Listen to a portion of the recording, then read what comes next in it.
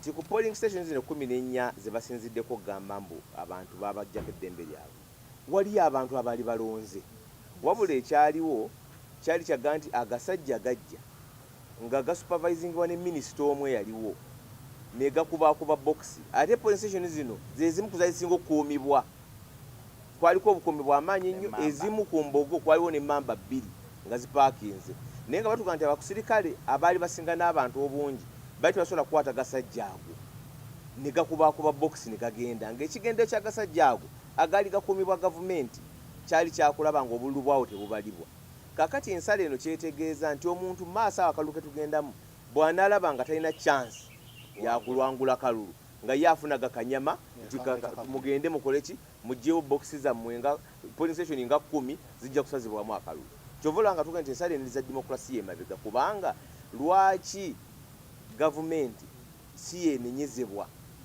nalukoole yawangula nga wakati mu buguyo bwonna bwonna lwaki gwoteekako obuvunaanyizibwa bwokulaba nti ate yali alina n'okuteekawo bakanyama abakuuma akalulu ako obutatataaganyizibwa kyova olaba nga kino lukwe lupange era kizza demokrasiya emabega era buli muntu yenna ayaayaanira okulaba demokrasiya yandibadde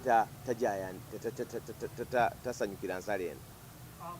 Bribery, obstruction of election officials, or obstruction of voters, campaigning, and disenfranchisement.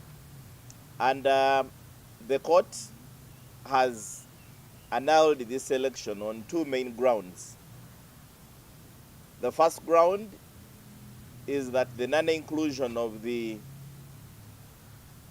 votes of 16,640 as the petitioner erroneously called them affected the results of the election in a substantial manner. Secondly, that Honorable Nalukola campaigned at one of the polling stations in Kazo, Angola, and court, in its wisdom, found that this allegation had also been proved. So those are the only 2 grounds upon which the election and the will of the people of Kawempe North has been set aside by the Honorable Court. As officers of court, our number 1 obligation is to respect all court judgments, whether sensible or not, whether legal and compliant or not, or otherwise. Our duty is to respect. And we would like to say that as the legal team for Honorable Nalukola, we respect the court judgment. However, we hasten to add that we fundamentally, we legally, we factually, and logically disagree with the judgment of court because it has defied all the known legal principles under the law.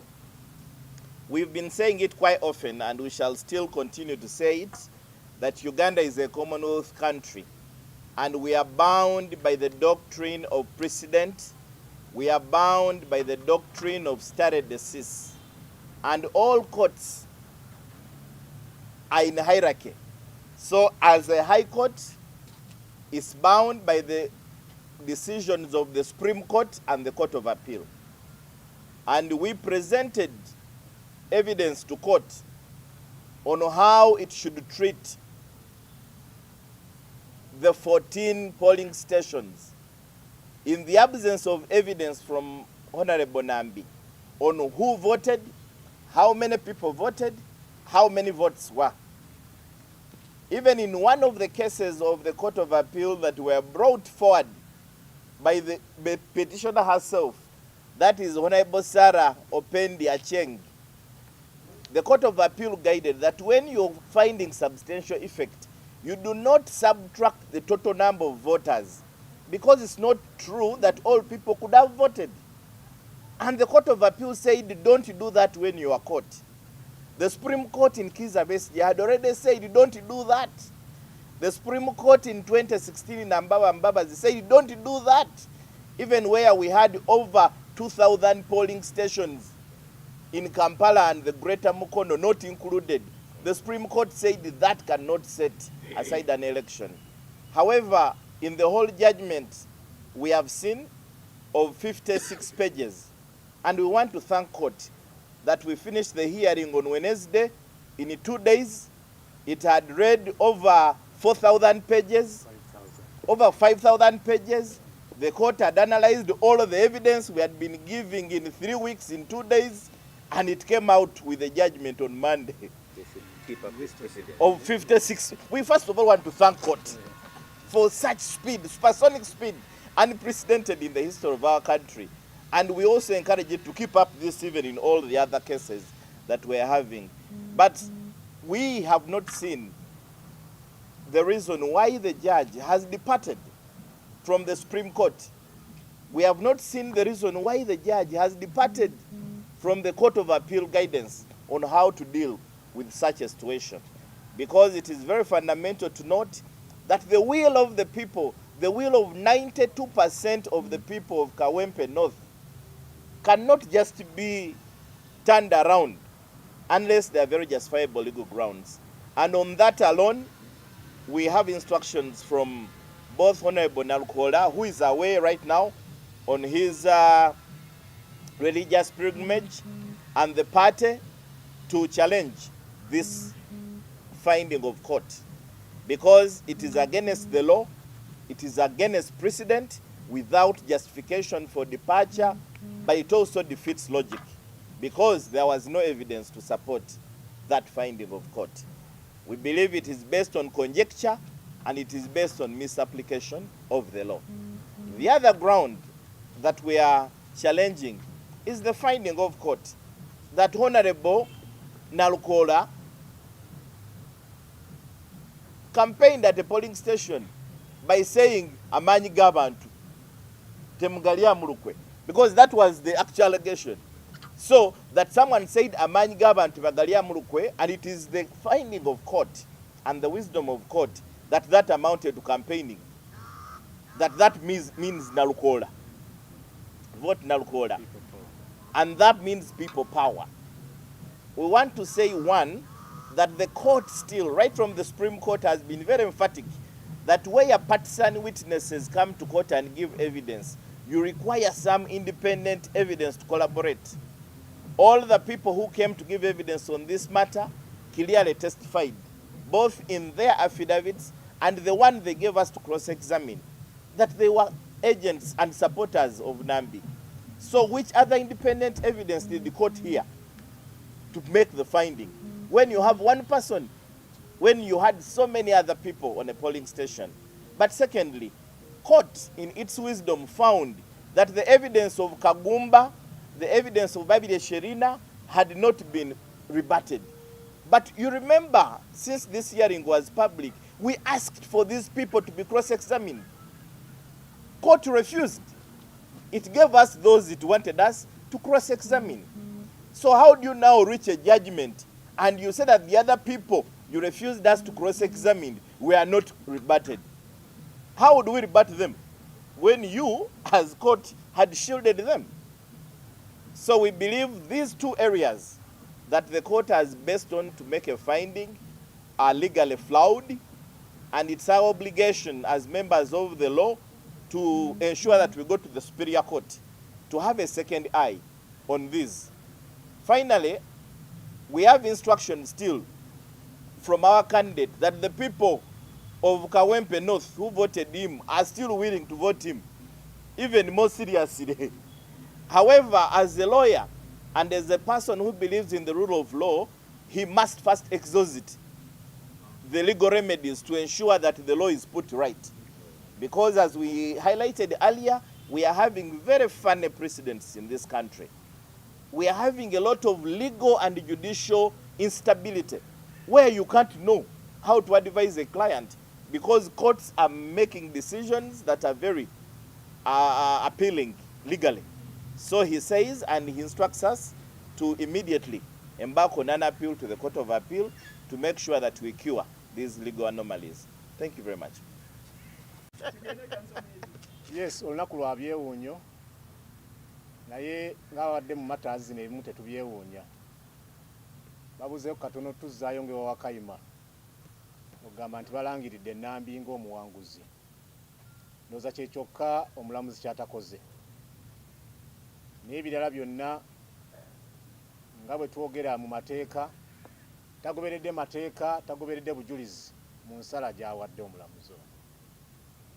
Era ensala ye gye tufunye olwaleero tugyogeddeko ne bakama baffe mu kibiina kuba instructions ziva mu kibiina kya National Unity Platform nga mu byamateeka munnaffe George Musi n'obukulembeze bw'ekibiina obw'oku ntikko wabaddewo position bbiri.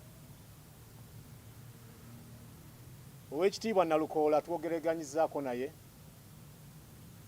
nga tannaba kugenda ayogera bintu bibiri nti NRM yonna ne bweddayo e Kawempe nga basazizaamu okulonda ajja giwujja akalulu.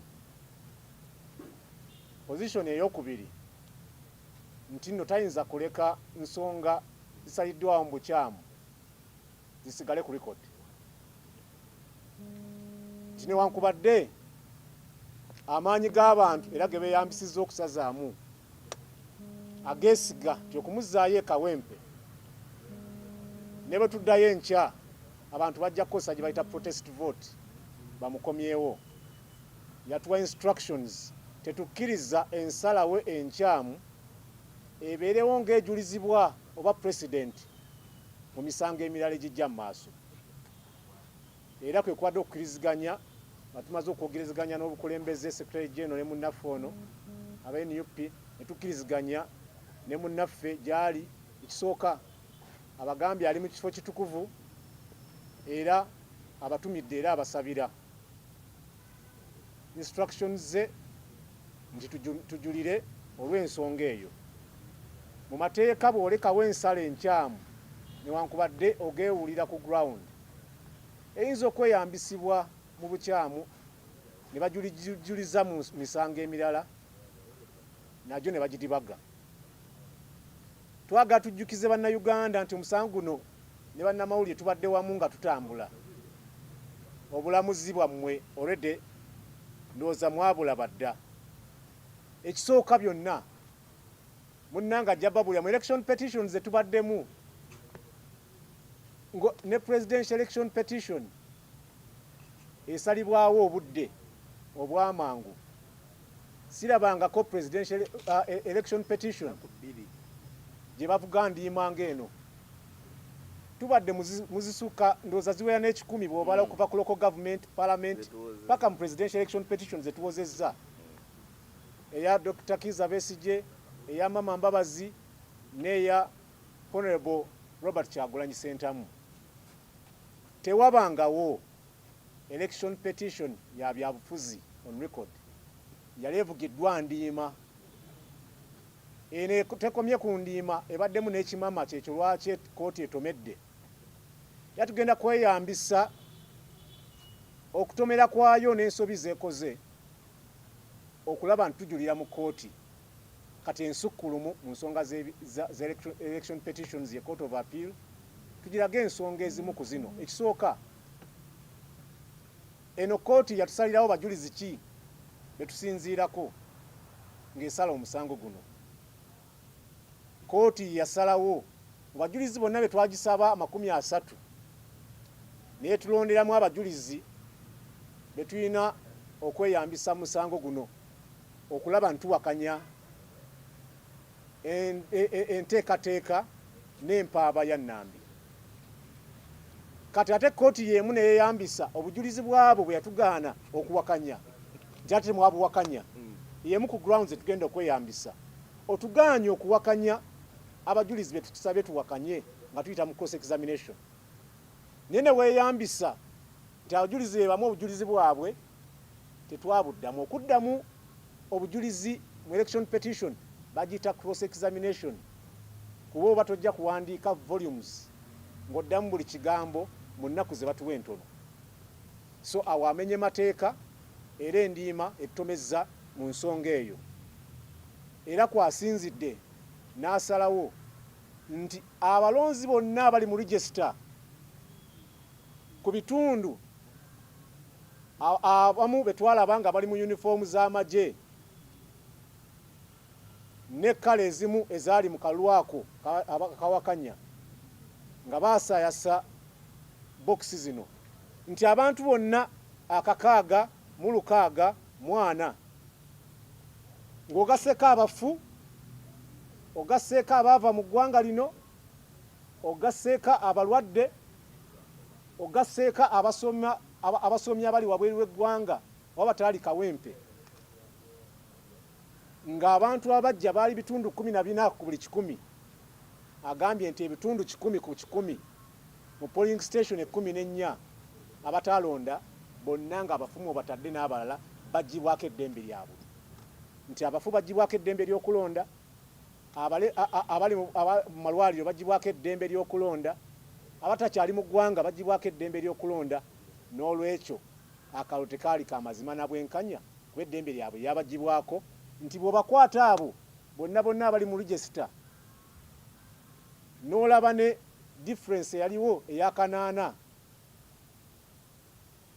n'ogigatta n'ojjawo emitwalo 6 n'olaba akanaana nti awo kitegeeza nti Honorable Nalukula teyandikoze eki teyandiwangudde kalulu kano nti abali mu register bonna ngo babaze n'otunya ne difference yalina kyekyo lwaki kisaanidde okuddayo okuorganizinga akalulu kano kyayise mu mazima n'obwenkanya ku bantu bano kyetulowooza nti nno tekibangawo si gwe gusoose embeera bw'etyo okubaawo ensonga eno yaliwo mu musango gwa Oweekitiibwa Mama Mbabazi era gwe twalimu ne siniya waffe Mbabazi ono era yatukulembera nti ensonga ze zimu bwe twaziteeka mu kooti kwa kuwola ffe twali tuwaaba kooti yatugamba toyinza kutunuulira balonzi bonna olw'ensonga z'emmenye kuba temuyinza kulonda 100%.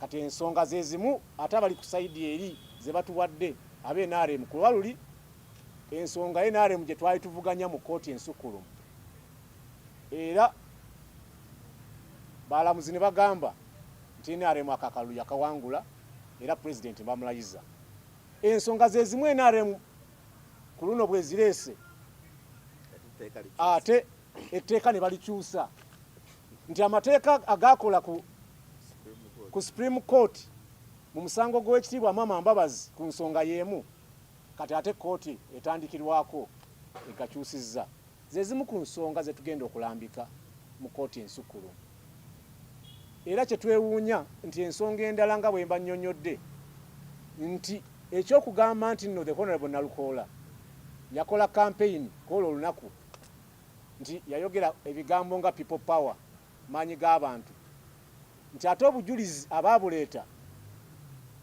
ne tutabawakanya newankubadde kooti yatugaana obbawakanya nti eyo ensonga ey'okubiri tezo nze ensonga ebbiri ku nsonga nga 20 zaleetebwa mu kooti kwesinzidde okusazaamu akalulu k'abeekawempe tufunye instructions tugenda bunnambiro okulaba nti nno tujulira ku nsonga zino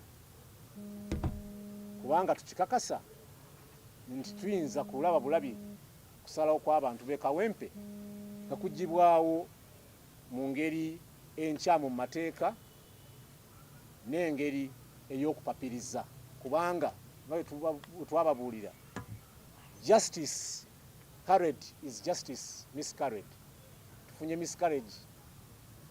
tufunye miscarriage nti olubuto oluvuddemu mangu nga nenatuuka kuzaalibwa ekyo nga akikoze ye mulamuzi abadde musango guno newankubadde ffe nga bapuliida ensala eyo tusobola ogiwa ekitiibwa naye tugaana giwakanya genda mu kooti ensukulumu mu nsonga z'ebyokulonda tuwakanye ensala eno kubanga tukikakasa tebadde ya mazima na bwenkanya. Kooti twagibulira ensonga nnyingi kwe twesigama okugisaba okusazaamu okulondebwa kwa Nalukoola nga mmemba wa Parliament wa Kawempe North. Ensonga ezisinga obungi kooti tuli basanyufu nti ekkiriziganyizza nazo era omusajja ne tumukukunulayo mu Parliament kakati ali bbali. Bwe twatandika omusango guno omusajja oyo yatusuubiza nti ajja kutuwa blood and nose gye tumalidde eno ng'eyiye ekulukuta tumumeze tumukukunuddeyo mu paalamenti n'olukunkumuli lw'abalooya lwatuleetera bonna tubawuuse buva ne tubateeka ebbali omusango ne tugusinga.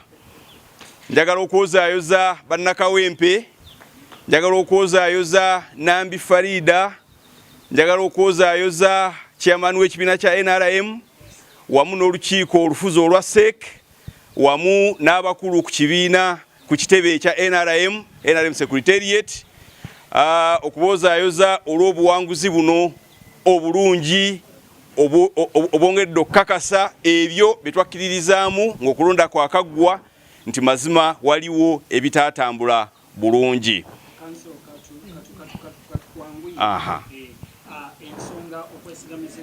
Tewali mulundi Muzeeyi Museveni lwasinze Besigye bululu bukka wansi wa $1.5 abantu nga Besigye buli lwagamba nti tubamanyi balonze bali mitwalo 2.5-10 nga tolina bwa upsetting margin y'abantu $1.5 mu kalulu kano margin wakati wa Nambi ne Nalukoola yali obululu 8 abantu betutamanyi balonda batya abatanningiddeko omusango guno nga bali gumu 6 nga margin eyo bagikubisa emirundi 2 katolina bw'oleeta musango gwa Muzeeyi na Besigye n'oguteeka mu nsonga eno tegikwatagana. Era emisango gyonna emirala egibaddewo kkooti gye gisaze nga buli lw'omala okunnyonnyola nti abantu bali abatali mu final tale basinga margin emirundi gyonna kkooti ejulirwamu ebadde okulonda okwo ekusazaamu. Era ffe twali bamativu kyensonga eno tebalina bwe bagenda kugiyita kubanga emisango gyonna egisaliddwa nga gyoleka nti akalulu kalina kusazibwamu bwebanga margin yennafu okusinga ku bantu betamanyiddwa balonda batya. Aba NUP okujulira eryo ddembe lyabwe ffe ogwaffe tubakunuddeyo tubatadde wabbali okujulira be bamanyi baba najulidde nayo tujja kubasangayo tubasesebbule omulundi ogwokubiri. Ensonga zaffe sitwaziwaaba kubanga twali tuzivunaanyizibwako. Ensonga zo kugamba nti abantu bakubwa naki ffe ezo tetwaziwaaba kyovala abantu balwawo nnyo okutegeera ki kye twawaaba kubanga buli omu yali alowooza Nalukoola yabba obululu simanyi abantu babakuba ebyo si bye twawaaba. Ffe twawaaba nsonga y'abalonzi b'e Kawempe butabateeka mu final tale y'akalulu. Twawaaba misango Nalukoola gye yakola ng'omuntu oba ng'ayita mu ba agenti be awo ffe twateeka petition yaffe naye abantu ne batakitegeera ne beemolera ne balooya bennyini balwawo kitegeera kye twawaaba paka ku lunaku olusembaga bawaaba kino kumbe nabo tebakitegedde okuva olunaku olwasooka. Babeeranga nnyo mu ebyo bya politics ebya galale amateeka ne bageerabira kyoba olabanga omusango batuddemu.